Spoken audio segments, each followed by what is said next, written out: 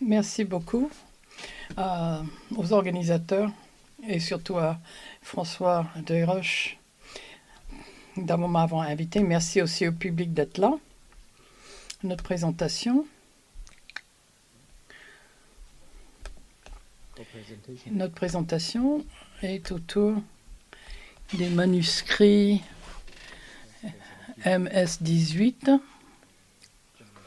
de l'Iran. Je vais vous en parler de façon générale et après, mon collègue, Madame Vahidnia, vous donnera davantage de détails. Donc, jusqu'à maintenant, une bibliographie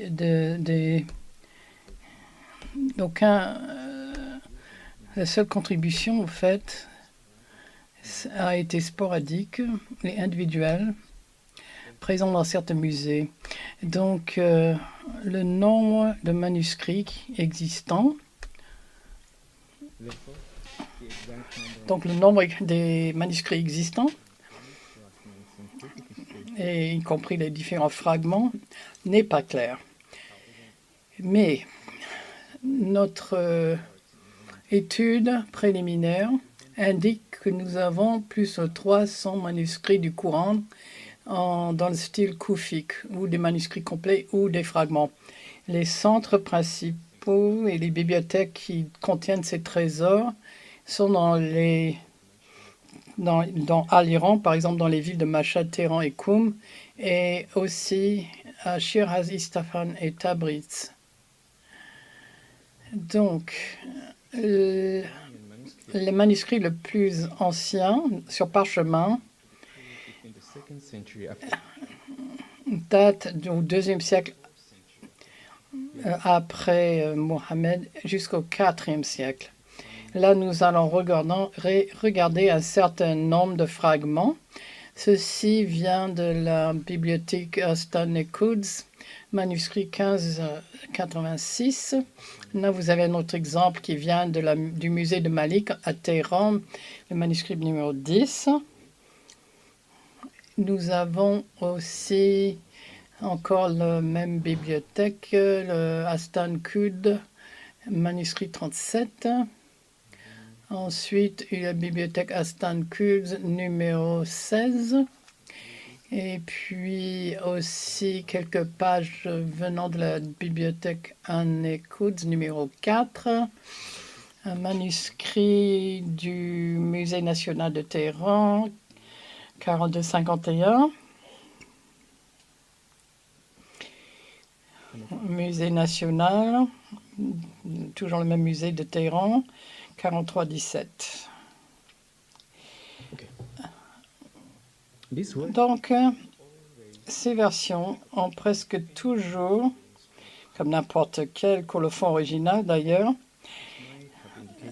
indiquent certains détails qui peuvent dater ces versions. Par exemple, avec ces convergences aussi qu'on inclut des colophons non originaux qui sont souvent ajoutés beaucoup plus tard grâce aux imams chiites. Là, nous avons un folio que vous pouvez voir ici, donc, dans cet exemple.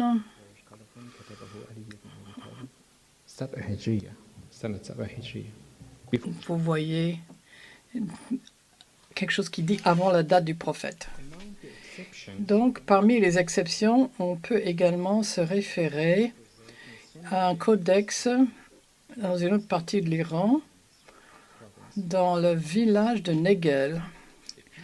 Et ici, les gens du village pensent que ce Coran est parmi les 4 copies envoyées par Uthman, mais il est difficile de le dater avant le IVe siècle.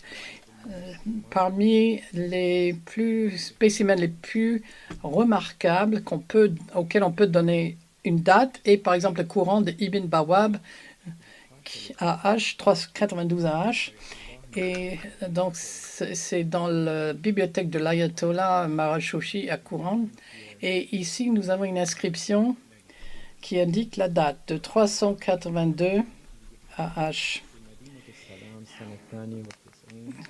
Tout cela en arabe. Mais il est quelquefois des codex qui changent parmi les siècles. Quelquefois, nous avons de la restauration et quelquefois, on utilise d'autres versions pour restaurer des endroits qui manquent, par exemple, dans certaines copies. Et du coup, ils ont même leurs propres éditions qui sont totalement dans une autre écriture très distincte. Là, nous avons le codex numéro 18 et il y a une variation énorme au niveau de l'orthographe et l'utilisation des différents types d'écriture pleine ou pas. Là, nous avons un manuscrit du village de Koum, dans la bibliothèque de l'Ayatollah Golpaïgani. Là, nous avons un exemple de Scriptia Plena. Ici, par exemple. Là, différents mots.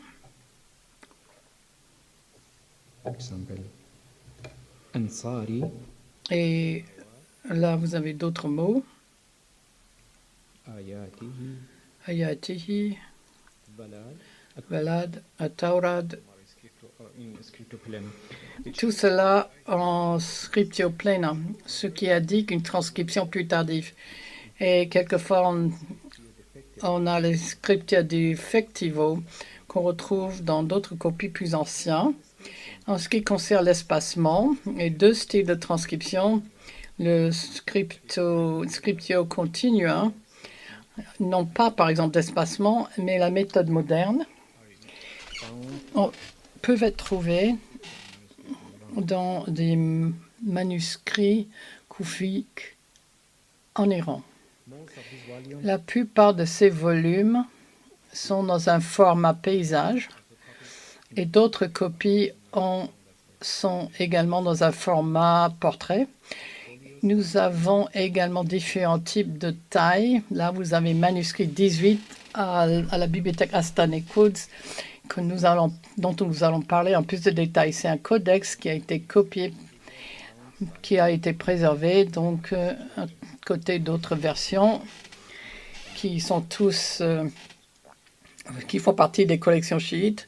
Là, nous avons dans ces différents volumes, on a des waqf sur le premier folio en arabe.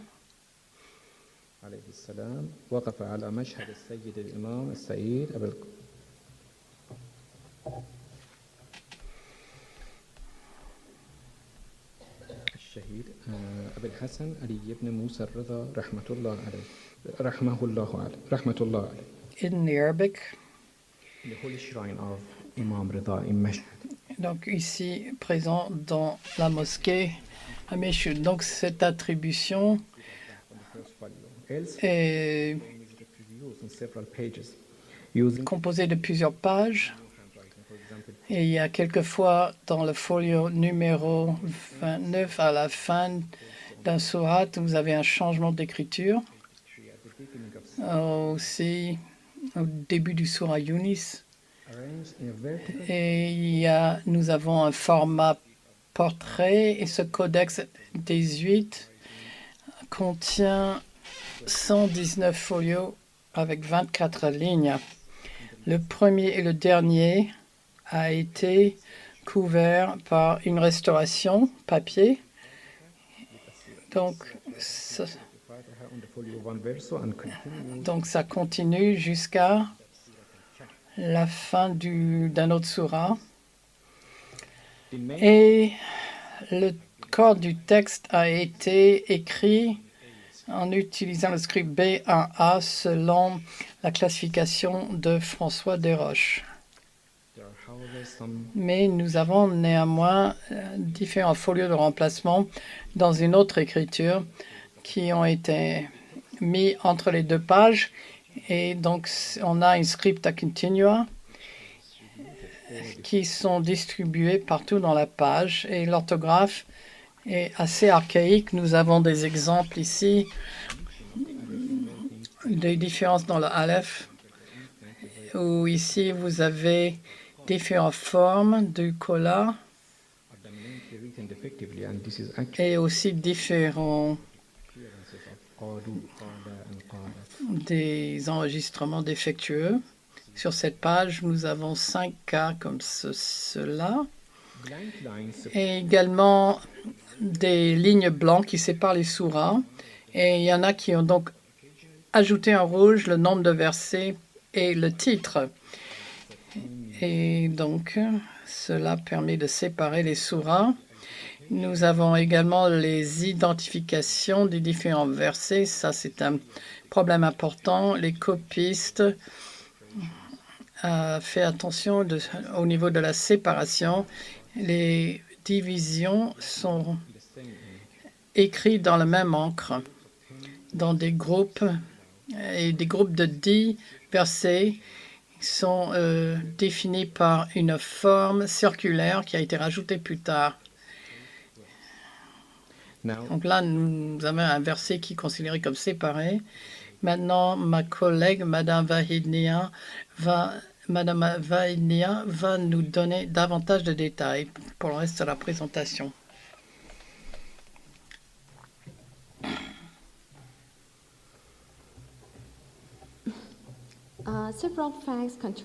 Il y a différents faits qui contribuent à la signification de ce manuscrit.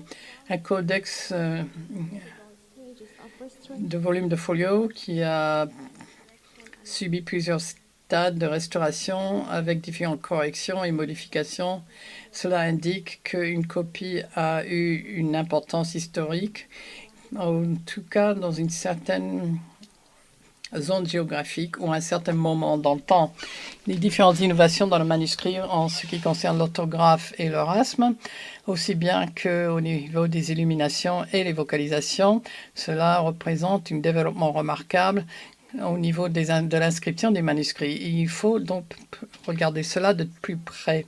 Des modifications textuelles ont été incorporées dans le texte original pour corriger différentes omissions par mégarde. Certaines omissions peuvent être trouvées dans le corps principal du manuscrit qui utilise le script B1A en plus d'autres cas que nous voyons dans les feuilles de remplacement. Je vais vous montrer quelques exemples. Dans Surat Al-Imran, le mot Oman, etc., manque dans le texte original. Il a été rajouté grâce à une correction plus tardive. Il y a encore un autre mot qui manque. In the Surat Al-Baqarah qui a été rajouté aussi. Plus tard, d'autres modifications servent à améliorer ou corriger une orthographe et des rasmes défectueux. Par exemple, nous avons des exemples de conversion de qol vers kala et en rajoutant des lettres spécifiques de manière à garantir une orthographe correcte. Dans le folio 31 de l'Al-Nisa, le texte original était comme suit dans l'arabe, qui a été changé pour devenir une autre expression arabe grâce à l'addition de Noun. Plus tard, dans le folio 39, le Surat Al-Nisa, le mot ici, en haut, a été initialement écrit comme vous voyez ici et qui a été corrigé plus tard. Enfin, dans le Al-Maïda Surah, folio 43, clairement, nous avons une modification avec le rajout d'un alif. Les illuminations dans ce manuscrit ont également un développement en 2 étapes. Tout d'abord, nous avons une simple dessin graphique qui a été dessiné avec une encre noire et cela a évolué vers un motif plus sophistiqué dans une encre jaune ou dorée. Et également, en plus des développements en illumination et orthographe, les petits points dans le manuscrit ont également subi différentes transformations par rapport aux marques diacritiques et les glyphes de vocalisation. Donc, on a deux occasions différents sur le plan chronologique où le manuscrit a été augmenté par différentes marques diacritiques. On a donc toute une série de lettres qui ont reçu des diacritiques pour faciliter la lisibilité du texte. Mais les lettres telles que Kaf, le final Nun, le Yad et le Zad final ont été laissés de côté. Donc les diacritiques à ce stade sont en général inscrits avec les mêmes encres colorées que le texte principal. Et plus tard, les diacritiques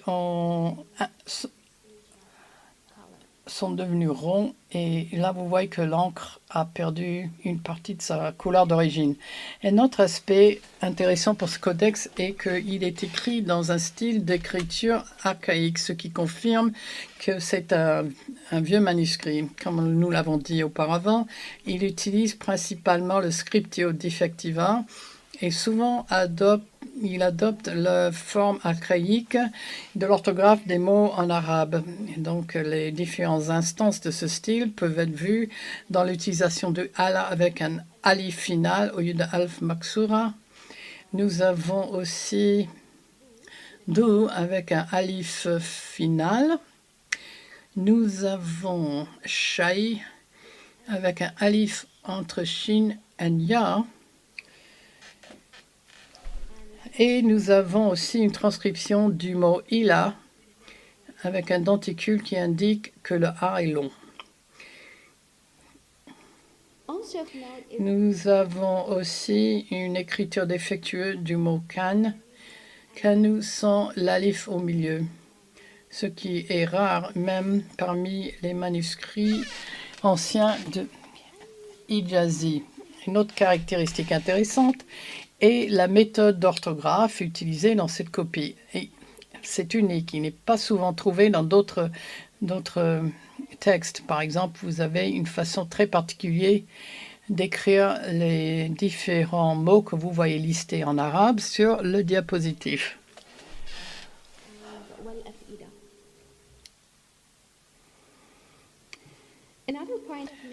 Un autre aspect intéressant, c'est la façon dont on écrit encore un autre mot en arabe sans le ha final, quelque chose qu'on ne voit pas dans d'autres manuscrits.